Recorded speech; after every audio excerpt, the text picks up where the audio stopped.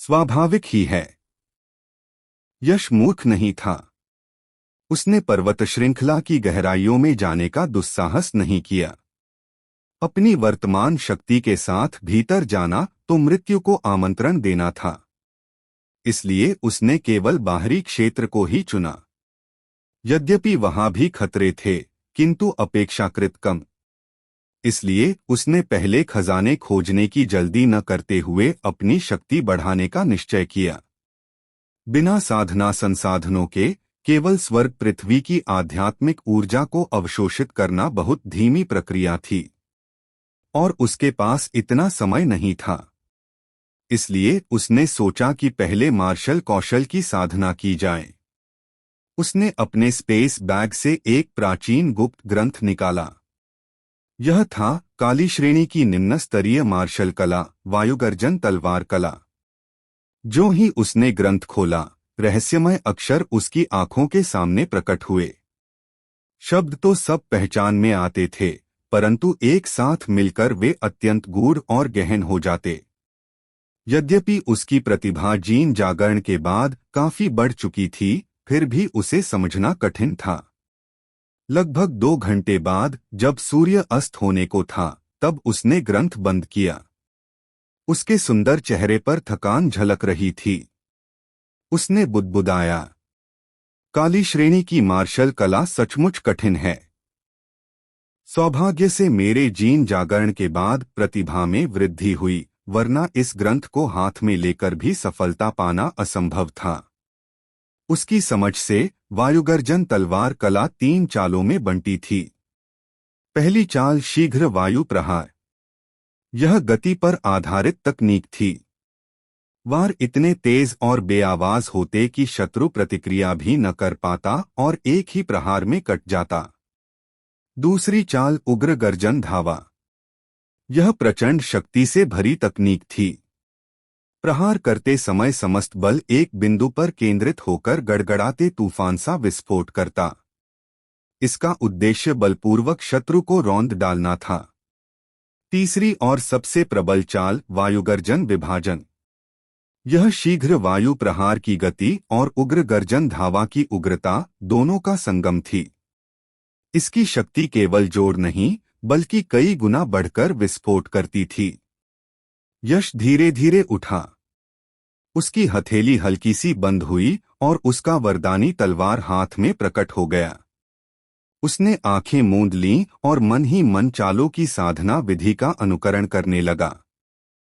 कुछ ही समय बाद उसके शरीर से एक धारदार आभा प्रस्फुटित हुई, जिसने सरोवर की सतह पर लहरें पैदा कर दी। Swiss, Swiss, Swiss.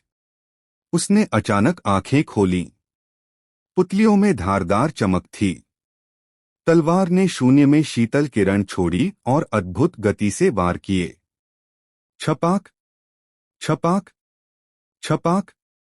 जल की सतह पर 6-7 स्पष्ट तलवार चिन्ह उभर आए।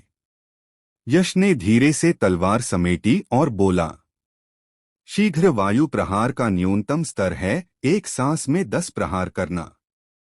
पर मैं अभी केवल 6 कर पा रहा हूं। अभी सफलता से बहुत दूर हूं और मेहनत करनी होगी।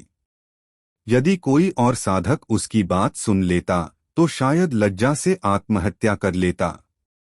आखिर यश को यह कला सीखे हुए आधा दिन भी नहीं हुआ था और वह पहले ही शीघ्र वायु प्रहार को लगभग माइनर अचीवमेंट स्तर तक पहुंचा चुका था।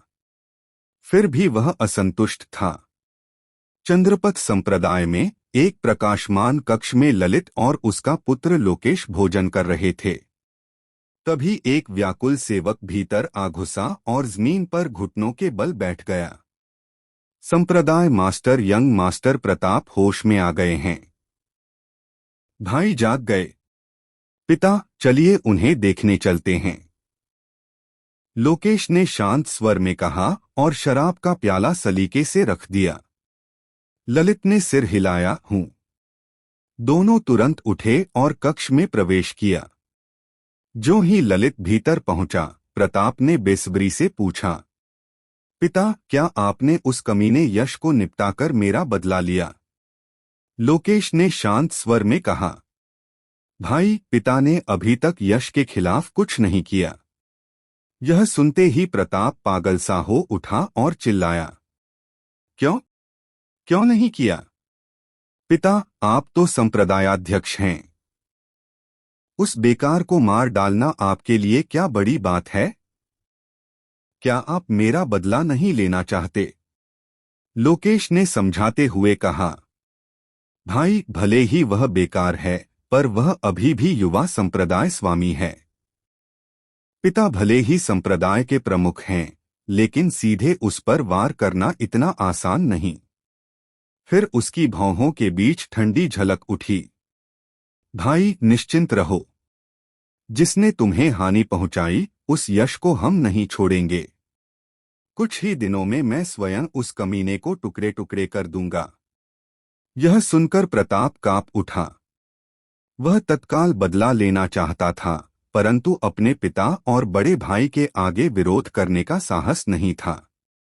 इसलिए विवश होकर उसने सिर हिला दिया। तभी ललित को कुछ याद आया। वह धीरे धीरे पास आया और बोला, प्रताप, तुम अर्जित अवस्था के 7वें स्तर पर हो।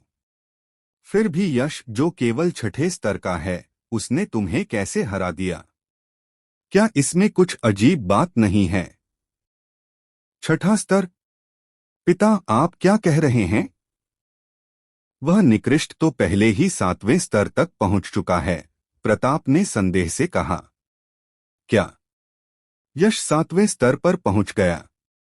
यह असंभव है।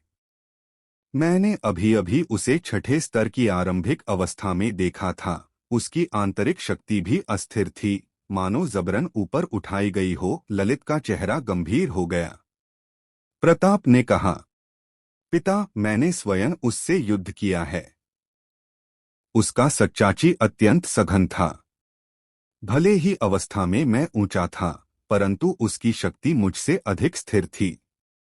इसी कारण वह मुझे सीधा हरा सका। ललित का चेहरा और काला पड़ गया। वह कुछ कह ही रहा था कि तभी बाहर से एक घबराया हुआ स्वर आया। संप्रदायाध्यक्ष अनर्थ हो गया। और एक काले कवचधारी योद्धा दरवाजा तोड़कर भीतर घुस आया। ललित ने ठंडी आवाज में पूछा, क्या हुआ? योद्धा कांपते हुए बोला, संप्रदायाध्यक्ष, कप्तान वज्रेश। वज्रेश मारे गए। किसने किया यह? ललित का स्वर बर्फ सा ठंडा हो उठा। वह यश था। क्या यश? ललित की आंखें फैल गईं। वज्रेश अर्जित अवस्था के 8वें स्तर के अंत चरण पर था। उस कमीने यश ने उसे कैसे मार डाला? संप्रदायाध्यक्ष, मैंने अपनी आंखों से देखा है। यह सत्य है। न जाने क्यों उस बेकार यश की शक्ति अचानक अत्यंत प्रचंड हो गई। उसने एक ही घूंसे में कप्तान वज्रेश को मार डाला। ललित दहाड़ उठा। अच्छा, बहुत अच्छा। यश, तुमने इस संप्रदायाध्यक्ष को छल लिया। तुम अभागे कमीने। उसकी आवाज 9 नरकों के राक्षस सी ठंडी थी, मानो हर शब्द से हड्डियां जला दे। ललित का चेहरा इतना उदास था मानो अभी पानी टपकने वाला हो। उसकी आंखें गुस्से और अपमान से भरी थीं, मानो आग की लपटें धधक रही हों। उसे हमेशा अपनी श्रेष्ठ रणनीति पर गर्व था, लेकिन उसने कभी नहीं सोचा था कि आज यश जैसे निकम्मे से उसे धोखा मिलेगा। यह बहुत बड़ा अपमान था और वह गुस्से से लगभग फट पड़ा। उस कमीने को जिंदा नहीं छोड़ा जाना चाहिए।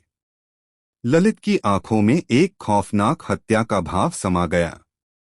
उसने दांत पीसते हुए हर शब्द बोला। एक हड्डियां कंपा देने वाली आभा फैल रही थी, जिससे कमरे की हवा मानो रुक सी गई हो, बेहद दमनकारी हो गई हो। हालांकि उसे नहीं पता था कि यश, वह निकम्मा, अचानक इतना शक्तिशाली क्यों हो गया था। यह तथ्य कि उसने अपनी अर्जित 7वीं अवस्था की साधना से अर्जित 8वीं अवस्था में मौजूद वज्रेश को मार डाला था, उसे इसे गंभीरता से लेने के लिए पर्याप्त था। अगर वह सचमुच 3 महीने इंतजार करता तो कौन जानता कि यह छोटा बदमाश कितना ताकतवर हो जाता। हो सकता है कि वह अपनी योजनाओं पर भी असर डाल दे। ललित कई सालों से चंद्रपत संप्रदाय पर कब्जा करने की साजिश रच रहा था और वह किसी भी तरह की अस्थिरता को बर्दाश्त नहीं करेगा। पिताजी, क्या आपको मेरी कार्रवाई की जरूरत है? लोकेश पास आया और उदासीनता से पूछा। नहीं। ग्रे एल्डर इस समय उस बेकार यश के बारे में बहुत चिंतित लग रहे हैं। अगर आप कार्रवाई करते हैं और उसे पता चल जाता है तो यह निश्चित रूप से बड़ी मुसीबत खड़ी कर देगा, इसलिए हमें व्यक्तिगत रूप से कार्रवाई नहीं करनी चाहिए। ललित ने अपना सिर हिलाया और ठंडे स्वर में कहा, यश से निपटने के लिए दूसरे विशेषज्ञों का इंतजाम करो। यह छोटा बदमाश वज्रेश को मार सकता है, जो अर्जित 8वें चरण के अंतिम चरण में है, इसलिए भेजे गए विशेषज्ञ अर्जित 9वें चरण की साधना में ही होंगे। चंद्रेश को भेजने के बारे में क्या ख्याल है? लोकेश ने एक पल सोचा और कहा, यह आदमी हाल ही में एकांतवास से बाहर आया है और अर्जित 9वें चरण की साधना में प्रवेश कर चुका है। अपनी ताकत के साथ वह यश को मारने के लिए पर्याप्त होना चाहिए। इसके अलावा विवेक, जिसे यश ने मारा था, चंद्रेश का छोटा भाई है। उस समय अगर चंद्रेश यश को मार भी देता है तो वह दावा कर सकता है कि उसने बदला लेने के लिए ऐसा किया था और इससे हम फंसेंगे नहीं। बहुत अच्छा, तो चंद्रेश को यश से निपटने की व्यवस्था करो। ललित ने उदास भाव से सिर हिलाया। मैं अभी उसे ढूंढता हूँ। यश कहाँ है? लोकेश ने काले कवच वाले मार्शल आर्टिस्ट को देखा और भावशून्यता से पूछा। काले कवच वाले मार्शल आर्टिस्ट ने डरते हुए कहा, हमें अभी खबर मिली है कि यश आज चंद्र हॉल छोड़ने के बाद सीधे चंद्रपत संप्रदाय से निकल गया है और लगता है कि प्रशिक्षण के लिए चंद्रगिरी माउंटेन रेंज चला गया है। हे, यह छोटा सा बदमाश जरूर तेज दौड़ता है। हालांकि यह मेरी पकड़ से नहीं बच पाएगा। ललित इस खबर से हैरान नहीं हुआ। उसके मुंह के कोने पर एक भयावह मुस्कान उभर आई और उसने अपनी बाहों से एक तावीज निकाला जो खजाने की हल्की रोशनी से चमक रहा था और उसे लोकेश की ओर फेंकते हुए कहा, यह खजाना चंद्रेश को दे दो और वह इसका इस्तेमाल उस छोटे से बदमाश यश का शिकार करने के लिए करे। 10,000 मील ट्रैकिंग तावीज। यह वस्तु देखकर लोकेश की आंखें अचानक चमक उठीं थे। इस खजाने के साथ भले ही वह छोटा सा बदमाश यश इस बार दुनिया के छोर तक भाग जाए, वह मौत से नहीं बच पाएगा। समय उड़ गया और 3 दिन पलक झपकते ही बीत गए। तेज हवा चमक, तेज बिजली दौड़, शांत पहाड़ी जंगल में अचानक एक स्पष्ट ऊर्जा गूंजी। Swish swish swish. तेज हवा की तरह ब्लेड की रोशनी की कई धारियां दुनिया भर में फैल गईं। चमकती ठंडी रोशनी के बीच 2 मीटर से ज्यादा ऊंचा एक कठोर पत्थर तुरंत टुकड़े टुकड़े हो गया। धमाका। और जैसे ही तेज हवा की ब्लेड की रोशनी गायब हुई, एक और धमाकेदार आवाज गूंजी।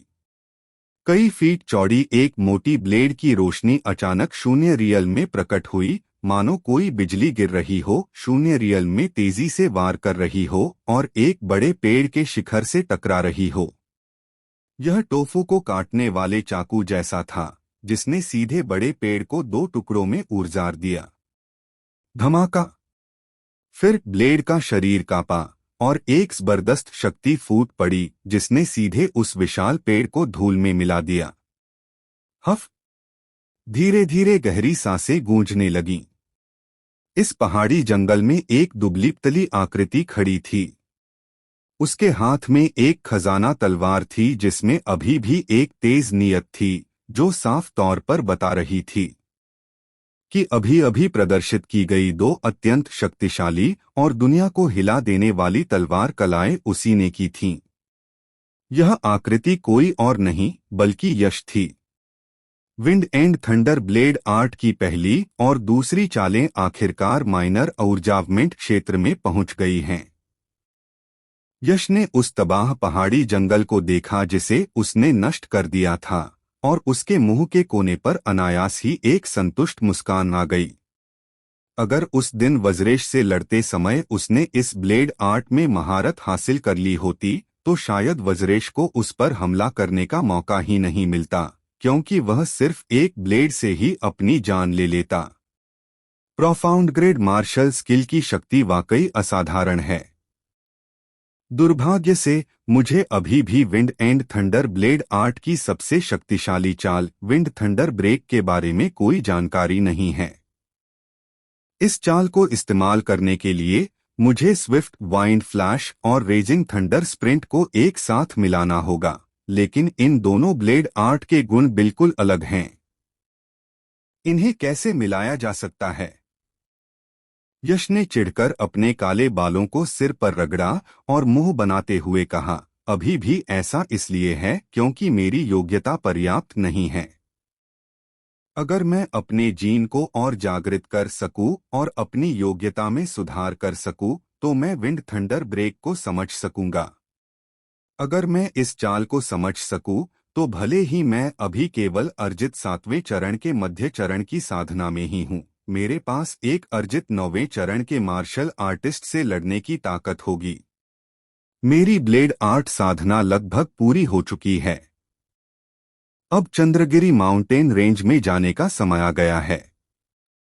यश ने खजाने की तलवार को म्यान में रखा और उसे सीधे अपने पीछे लटका दिया। इस एकांत साधना स्थल को छोड़ने की तैयारी में उसने स्वप्नसमान मायावी आर्ट को सक्रिय किया, एक ऐसा मार्शल कौशल जिसे उसने पहले ही पूर्णता क्षेत्र तक विकसित कर लिया था। जैसे ही उसने इसे किया, उसका आकार तुरंत एक सिवेट बिल्ली जैसा हो गया, एक धुंधली काली छाया में बदल गया जो बाहर की ओर फैल गई। उसकी गति बेहद तेज और शांत थी, जिससे ज्यादा शोर नहीं हो रहा था। फुफकार। चंद्रगिरी माउंटेन रेंज में लगभग 10 मील आगे बढ़ने के बाद अचानक एक हल्की हवा चली, जिसमें एक ताजा हल्की सुगंध थी। यह है। यश, जो तेजी से आगे बढ़ रहा था, अचानक रुक गया। उसकी नाक फड़कने लगी क्योंकि उसने सुगंधित हवा को सूंघने की बहुत कोशिश की। उसके चेहरे पर तुरंत सुखद आश्चर्य का भाव आ गया। यह स्पिरिट मेडिसिन की खुशबू है। हाँ, चंद्रगिरी माउंटेन रेंज सचमुच एक खजाने वाली भूमि होने की अपनी प्रतिष्ठा पर खरी उतरती है, जहां हर जगह खजाने हैं। मैं अभी कुछ देर पहले ही यहां आया हूं और मुझे पहले ही एक स्पिरिट मेडिसिन मिल गई है। मैं बहुत भाग्यशाली हूं। यश ने अपनी खुशी के भावों को दबा दिया, अपने शरीर को हिलाया और तेजी से उस दिशा में बढ़ गया जहां से वह सुगंधित खुशबू आ रही थी। जल्द ही यश एक खड़ी पहाड़ी चट्टान के सामने पहुंच गया। ऊपर देखने पर वह चोटी भी नहीं देख पा रहा था। हालांकि यश को इस बात की परवाह नहीं थी कि पहाड़ी चट्टान कितनी ऊंचा थी। उसकी नजर चट्टान पर 100 मीटर से भी ज्यादा ऊंचाई पर एक जगह पर पड़ी। वहां घुमावदार दरारें फैली हुई थीं। उन दरारों के भीतर से एक हरी भरी बेल निकली हुई थी। उस हरी बेल के शीर्ष पर 9 ताड़ के आकार के पन्ने जैसे हरे पत्ते थे, जो चांद के चारों ओर तारों की तरह एक सिंदूरी फल को थामे हुए थे। उस सिंदूरी फल से समृद्ध आध्यात्मिक क्यूई के उतार चढ़ाव और सुगंधित सुगंध की लहरें निकल रही थीं। द्वितीय श्रेणी की आत्मा औषधि क्यूई पौष्टिक सिंदूरी फल। जब यश ने पहाड़ की दीवार पर सिंदूरी फल देखा, तो उसकी आंखों में तुरंत उत्साह और खुशी का भाव उभर आया, क्योंकि वह सिंदूरी फल वास्तव में एक द्वितीय श्रेणी की आत्मिक औषधि थी, जिसका नाम क्यूयुक्त सिंदूरी फल था। यह उपार्जित क्षेत्र के मार्शल कलाकारों के लिए सबसे प्रिय आत्मिक औषधियों में से एक थी, क्योंकि यह स्वर्ग और पृथ्वी की आध्यात्मिक क्यूई से उत्पन्न हुई थी और इस प्रकार इसमें स्वर्ग और पृथ्वी की आध्यात्मिक क्यूई की प्रचुर मात्रा थी।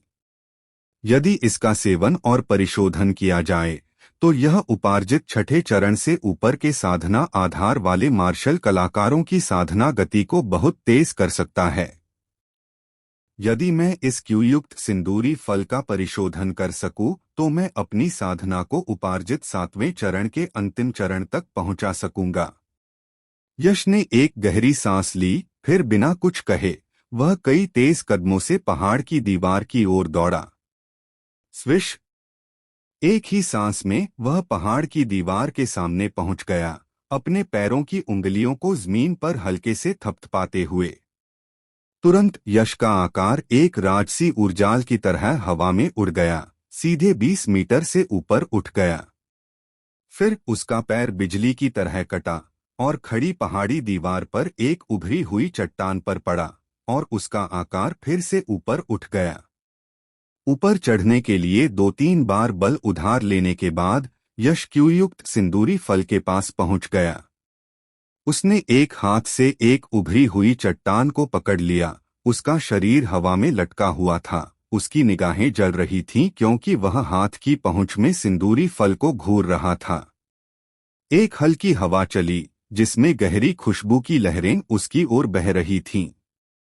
यश के रोमछिद्र तुरंत भूखे छोटे जानवरों में बदल गए, जो लालच से उस गहरी खुशबू को सोख रहे थे। उसके अंगों और हड्डियों में एक अवर्णनीय आराम की अनुभूति फैल गई, और उसके दांतियन में सच्ची ऊर्जा धीरे धीरे एक छोटी सी मात्रा में बढ़ गई, जैसा कि एक द्वितीय श्रेणी की आत्मिक औषधि से अपेक्षित है। यहाँ तक कि इससे निकलने वाली आत्मिक औषधि ऊर्जा भी बहुत चमत्कारी है। यश थोड़ा मुस्कुराया और ऊर्जा युक्त सिंदूरी फल तोड़ने के लिए आगे बढ़ा। दहाड़! हालांकि जैसे ही यश ने कदम बढ़ाया, शून्य क्षेत्र में अचानक एक धीमी बहरा कर देने वाली गर्जना हुई, जिससे आकाशीय हवा दृश्य तरंगों में बाहर की ओर लहराने लगी। अगले ही क्षण एक साया अचानक यश के शरीर को ढक गया। उसके हृदय में खतरे की एक तीव्र भावना उत्पन्न हुई। यश ने अचानक ऊपर देखा तो देखा कि एक विशाल प्राणी दुष्ट ऊर्जा की एक लहर लिए हुए ताई पर्वत के बल से उसकी ओर तेजी से आक्रमण कर रहा था। तभी एक दरांती जैसा हथियार, जिसमें एक ठंडी चमक थी, उसकी ग्लेबेला की ओर तेजी से वार किया। फाड़! ठंडी रोशनी से चमकती दरांती अविश्वसनीय रूप से तेज थी।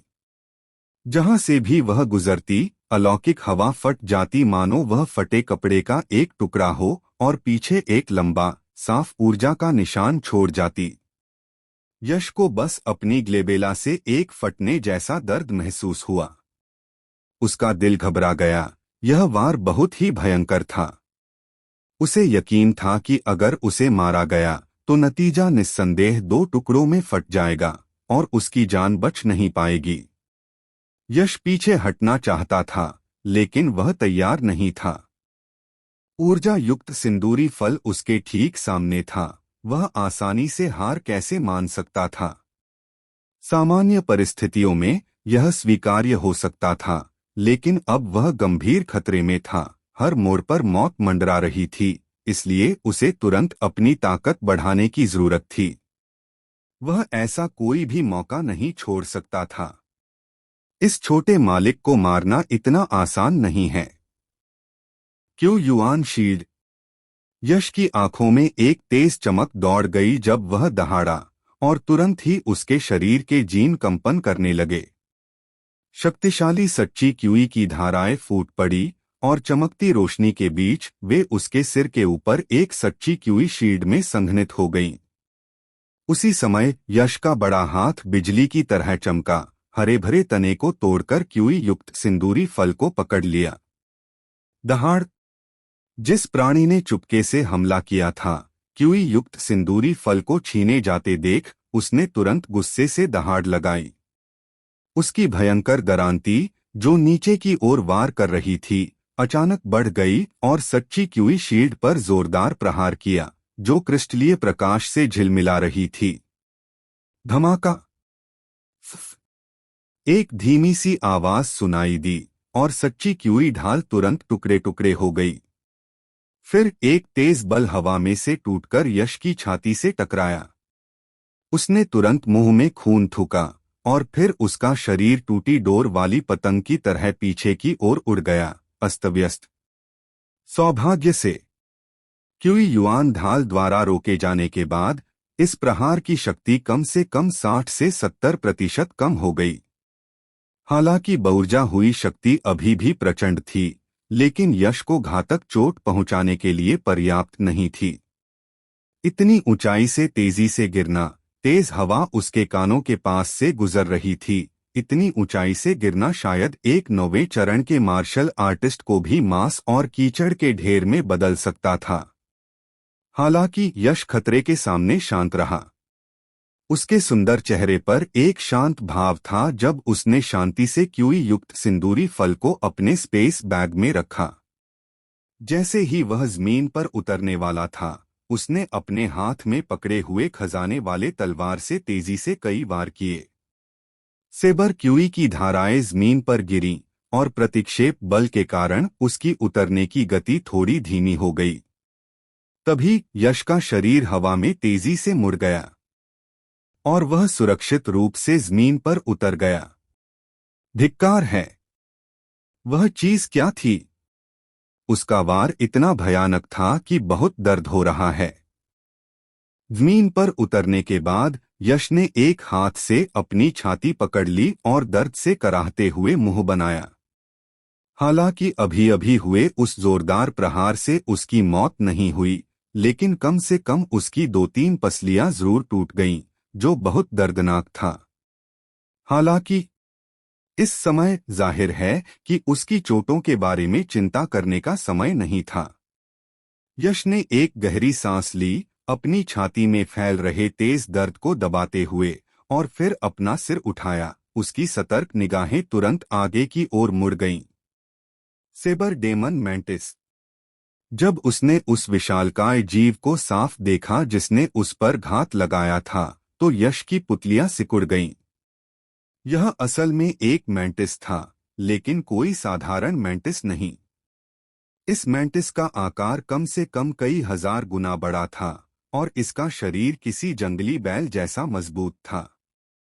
इसका पूरा शरीर काला था, मानो काले कवच से ढका हो, राजसी और विस्मयकारी। इसके आगे के पैर दरांती जैसे थे, बस सफेद ब्लेड वाले जो सूरज की रोशनी के नीचे एक भयानक ठंडी रोशनी से चमक रहे थे। इसके मुंह, जो 1 दर्जन सेंटीमीटर से भी ज्यादा चौड़ा था, में नुकीले दांतों की 2 पंक्तियां एक दूसरे को उरजारती हुई थीं, और एक ही काटने से शायद स्टील के टुकड़े फट सकते थे। उसकी आंखों में भयानक रूप से हिंसक, रक्तलाल रंग भरा हुआ था। इस समय वह यश की आकृति को घूर रहा था। चंद्रगिरी माउंटेन रेंज में आने से पहले यश ने पर्याप्त तैयारी कर ली थी और 2 पुस्तकों, चंद्रगिरी स्पिरिट मेडिसिन कंपेंडियम और चंद्रगिरी विशियस बीस्ट कंपेंडियम को पढ़ा था। इन दोनों पुस्तकों में चंद्रगिरी माउंटेन रेंज में प्रचुर मात्रा में पाई जाने वाली स्पिरिट मेडिसिन और विशियस बीस्ट का विवरण था। इसलिए यश ने एक नज़र में ही स्पिरिट क्यूई वर्मिलियन फल और इस करने वाले मेंटिस विशियस बीस्ट का नाम पहचान लिया। धिक्कार है, मुझे तो एक सेबर डेमन मेंटिस का सामना करना पड़ा, क्या दुर्भाग्य है। यश के चेहरे पर गंभीरता थी और वह धीमी आवाज में गालियां दे रहा था। पुस्तक में दिए गए विवरण के अनुसार सेबर डेमन मेंटिस एक प्रथम श्रेणी का 8वां स्तर का क्रूर पशु है, जिसकी शक्ति अर्जित क्षेत्र के 8वें चरण की साधना में एक मार्शल कलाकार के समान है। लेकिन इसका मतलब यह नहीं है कि अर्जित क्षेत्र के 8वें चरण की साधना वाला एक मार्शल कलाकार सेबर डेमन मेंटिस से निपट सकता है। यह जानना जरूरी है कि क्रूर पशु असाधारण जन्मजात प्रतिभाओं वाले प्राणी होते हैं। एक ही क्षेत्र के मार्शल कलाकार शायद ही उनके विरोधी हो सकते हैं। एक क्रूर पशु से निपटने के लिए कम से कम एक उच्चतर क्षेत्र की शक्ति की आवश्यकता होती है। अर्थात सेबर डेमन मेंटिस से निपटने के लिए कम से कम अर्जित क्षेत्र के 9वें चरण की साधना की आवश्यकता होती है। हालांकि यश थोड़ा सा सतर्क था, क्योंकि उसने पहले कभी किसी क्रूर पशु से युद्ध नहीं किया था और इस क्षेत्र में उसका अनुभव कम था, जो एक अपेक्षाकृत गंभीर समस्या थी। लेकिन अगर असली लड़ाई की बात आती तो वह डरता नहीं था। हालांकि वह केवल अर्जित क्षेत्र के 7वें चरण की साधना के मध्य चरण में था, फिर भी उसकी व्यापक युद्ध शक्ति अर्जित क्षेत्र के 9वें चरण के प्रारंभिक चरण के किसी व्यक्ति की तुलना में अधिक शक्तिशाली थी, कमजोर नहीं। दहाड़।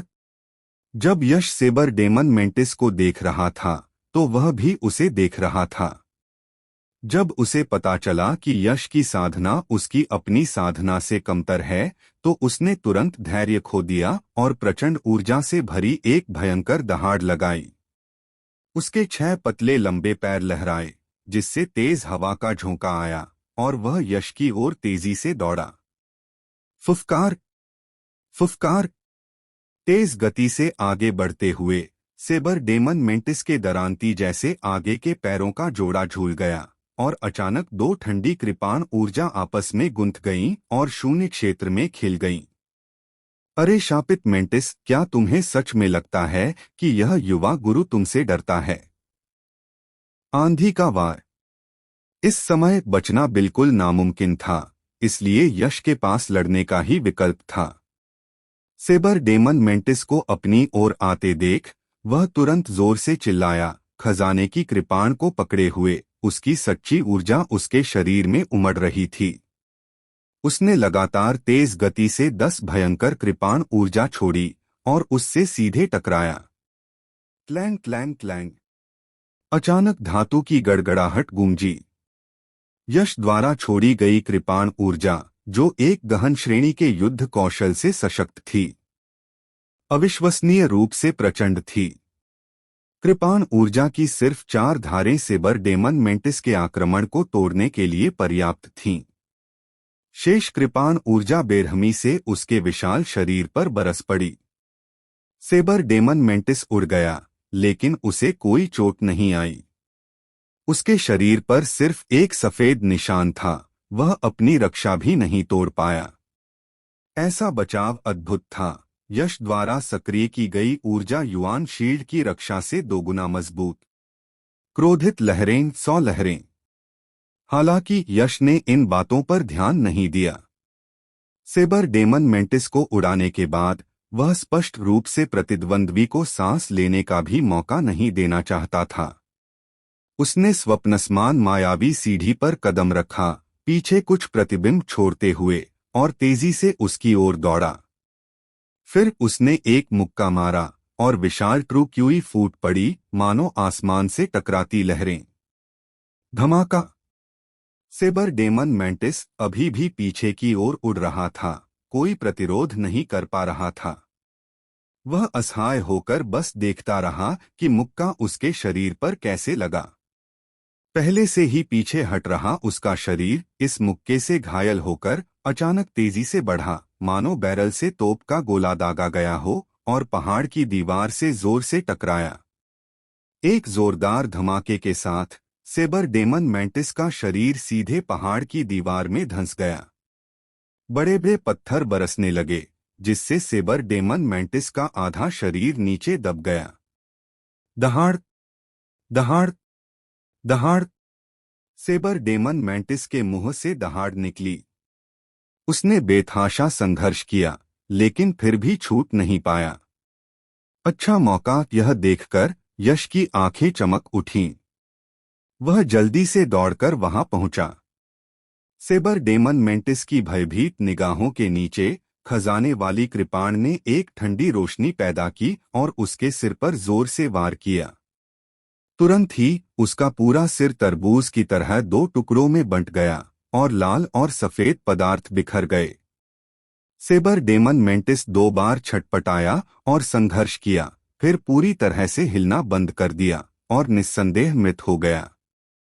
जैसे ही यश ने सेबर डेमन मेंटिस को मारा, दूर एक शांत जंगल में अचानक दुष्ट क्यूई में लिपटी एक आकृति प्रकट हुई। उसने एक तावीज पकड़ा हुआ था जिससे एक हल्की रोशनी निकल रही थी और बुदबुदाया, वह छोटा सा कमीना पास ही होना चाहिए। दहाड़। हालांकि इसी समय अचानक एक तेज गर्जना हुई, जिसके बाद तेज हवा का झोंका आया। तेज तलवारों जैसे दो दांतों वाला एक भयंकर बाघ अचानक बगल से उछला, अपना खूनी मुंह खोला और उस आकृति पर जोर से काटने लगा। मर जा! उस आकृति ने झपटते बाघ की ओर देखा तक नहीं। उसकी आंखों में एक ठंडी रोशनी चमक उठी और उसके हाथ में एक लाल लाल भाला तुरंत प्रकट हो गया। उसने भाला ऐसे फेंका जैसे कोई लाल बिजली शून्य रियल में दौड़ रही हो और बाघ के प्रतिक्रिया करने से पहले ही उसे भेद दिया। इस समय अगर यश यहाँ होता तो वह यह दृश्य देखकर जरूर घबरा जाता, क्योंकि तलवार जैसे दो दांतों वाले उस बाघ को कृपांदंत बाघ कहा जाता था और वह पहले दर्जे का 8वां क्रूर जानवर भी था। हालांकि उसी रियल्म के क्रूर जानवर भी अलग अलग श्रेणियों में विभाजित थे। इस कृपांदंत बाघ की ताकत उस सेबर डेमन मेंटिस से भी ज्यादा थी जिसे उसने मारा था। फिर भी इस व्यक्ति ने उसे एक ही भाले के वार से मार डाला। ताकत का यह स्तर वाकई भयानक था, वह शायद अभी भी कमतर था। उस आकृति ने कृपांदंत बाघ को एक ही वार में मार डाला, मानो वह कोई मामूली बात हो। उसने भाले का डंडा हिलाया और कृपांदंत बाघ की लाश को दूर फेंक दिया। तुरंत उसने धीरे से अपना सिर उठाया, उसकी ठंडी निगाहें एक दिशा में टिक गईं और उसकी रक्तपिपासु और क्रूर आवाज घने जंगल में धीरे धीरे गूंज उठी।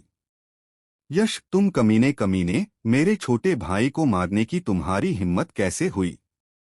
मैं तुम्हें तुम्हारे किए की दर्दनाक कीमत जरूर चुकाऊंगा और तुम्हें बताऊंगा कि मौत की कामना करना लेकिन मर न पाना और जिंदगी की कामना करना लेकिन जी न पाना क्या होता है। उफ! ब्लेड डेमन मेंटिस को मारने के बाद यश ने अपने ब्लेड से उसका पेट उजाड़ दिया और एक खूनी अनियमित गोलाकार वस्तु निकाली। इस वस्तु को डेमन कोर कहा जाता है, जो एक क्रूर जानवर की शक्ति का स्रोत है, जो एक मार्शल आर्टिस्ट के डेंटियन के समान है जो सच्ची क्यूई को संग्रहित करता है। डेमन कोर अच्छी ऊर्जाजें हैं, इनमें प्रचुर ऊर्जा होती है और इनका उपयोग कीमिया के लिए या उनके भीतर मौजूद अस्थिर क्यूई को शुद्ध करने के बाद एक मार्शल आर्टिस्ट की साधना को बढ़ाने के लिए किया जा सकता है।